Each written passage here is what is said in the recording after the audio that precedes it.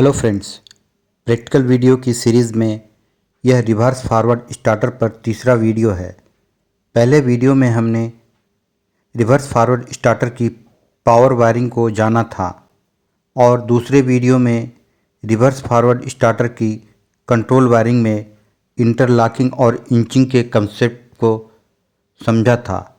इन दोनों वीडियो का मैं लिंक आई बटन में दे दूंगा, उसे आप ज़रूर देखें। आज के इस वीडियो में हम रिवर्स फॉरवर्ड स्टार्टर की कंट्रोल वायरिंग में फॉरवर्ड और रिवर्स कॉन्टैक्टर की होल्डिंग सर्किट को कैसे किया जाता है प्रैक्टिकली करना सीखेंगे।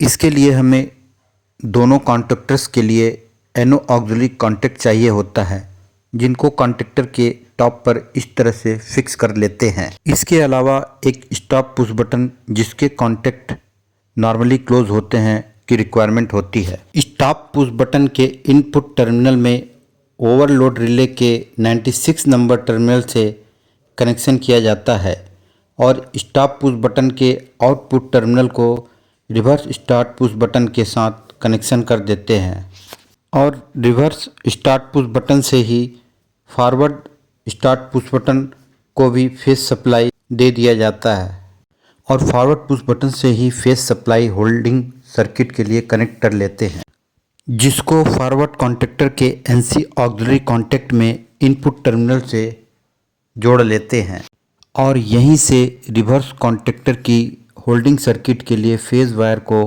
रिवर्स कॉन्टैक्टर के एनो ऑक्सिलरी कॉन्टैक्ट में इनपुट टर्मिनल के साथ कनेक्शन कर लेते हैं। फाइनली हम फॉरवर्ड कॉन्टैक्टर के एनो और एनसी ऑक्सिलरी कॉन्टैक्ट के आउटपुट टर्मिनल्स को आपस में एक वायर से लूप कर देते हैं।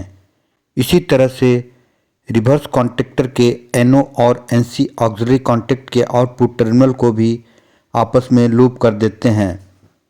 ऐसा करने से फॉरवर्ड और रिवर्स स्टार्ट पुश बटन को छोड़ने के बाद भी दोनों कॉन्टैक्टर्स की कॉइल को फेज सप्लाई इनके एनो ऑक्सिलरी कॉन्टैक्ट के थ्रू मिलता रहता है।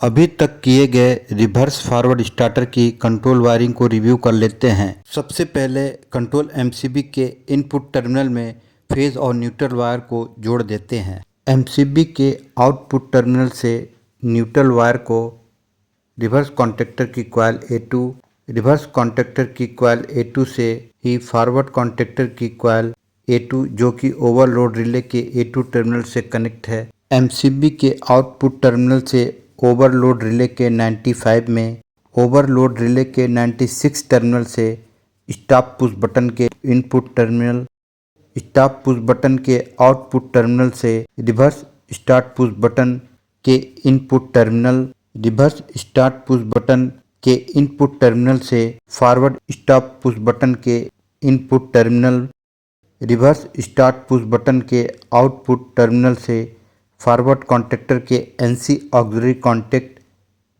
के इनपुट टर्मिनल में, फॉरवर्ड कॉन्टैक्ट के एनसी ऑक्सिलरी कॉन्टैक्ट के आउटपुट से रिवर्स कॉन्टैक्टर की coil A2, forward start push button के आउटपुट टर्मिनल से रिवर्स कॉन्टैक्टर के एनसी ऑक्सिलरी कॉन्टैक्ट के इनपुट टर्मिनल में, रिवर्स कॉन्टैक्टर के एनसी ऑक्सिलरी कॉन्टैक्ट के आउटपुट टर्मिनल से फॉरवर्ड कॉन्टैक्टर की कॉइल को A2 सप्लाई दे देते हैं।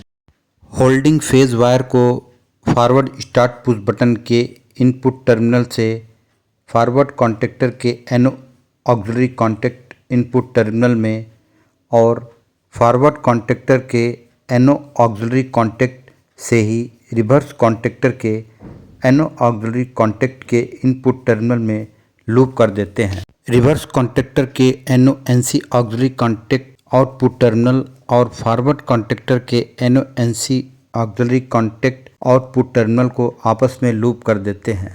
यहाँ हमारी रिवर्स फॉरवर्ड स्टार्टर की कंट्रोल वायरिंग कंप्लीट हो जाती है। अब इसे चेक कर लेते हैं। रिवर्स स्टार्ट पुश बटन को प्रेस करने पर रिवर्स कॉन्टैक्टर पिकअप हो जाता है।